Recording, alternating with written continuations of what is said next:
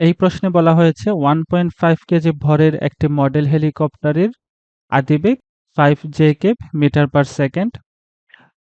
2 second সমত্বরণে চলার পর তার বেগ হয় 6 আইকেব প্লাস 12 জেকেব মিটার পার সেকেন্ড। এই সময়ে প্রযুক্ত বলের মান নির্ণয় করো। আমরা যদি এখানে দেখি যেসব তথ্য দেওয়া আছে প্রশ্নে সেসব তথ্য আমরা এখন লিখে নিচ্ছি সাইড নোটে।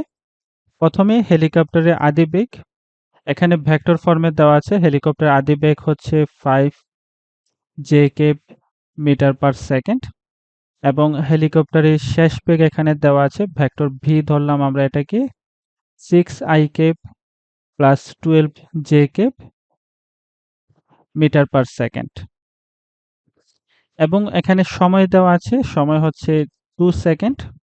আমরা এখান থেকে হেলিকপ্টারের ত্বরণ নির্ণয় করব। ত্বরণের সূত্র আমরা জানি যে ত্বরণে আমরা এখানে ভেক্টর এ ধরলাম, vector V minus vector U divided by T. Vector B এখানে দেওয়া আছে 6 i cap plus 12 j cap. এর থেকে আমরা ভেক্টর ইউ বাদ দিয়ে দেব 5 জে কেপ এবং সময় দেওয়া আছে 2 সেকেন্ড। এখানে আমরা পাচ্ছি 6 আই কেপ। 6 আই কেপকে যদি আমরা 2 দিয়ে ভাগ করে দিই তাহলে আমরা পাবো 3 আই কেপ।